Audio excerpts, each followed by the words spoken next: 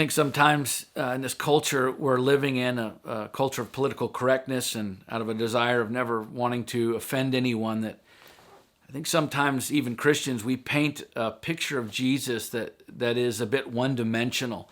A Jesus who certainly loved people and cared for them and gave people dignity and respect, but at the same time, someone who was always nice to people, who never created offense. And of course, if you read through the Gospels, we know that isn't true.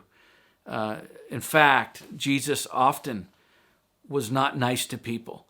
If you just read through the stories, there's the whole passage in Luke 14 where Jesus is describing what it looks like to follow him, what's required, the cost of following him. And he says, if you don't leave behind everything else in your life to follow me, then you can't follow me. He talks about family obligations, about loving him even more than we love our own families, our own wives and husbands and brothers and sisters and mothers and fathers. If we don't give up all that we have, all of our wealth. In fact, at the end of that passage, he says, anyone who does not renounce all that he has cannot be my disciple.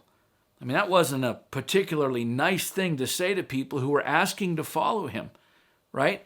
There was another story where he flips over tables in the temple and makes a whip and drives people out. He wasn't being particularly nice. He said some things to his own disciples at times that were not nice at all.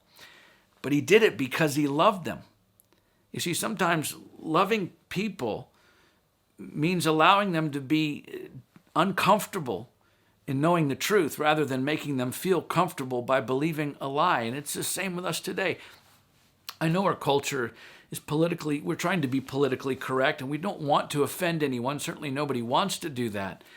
But listen, sometimes telling people the truth, loving them, means letting them feel uncomfortable because you've shared the truth with them, rather than trying to make them feel comfortable by believing a lie.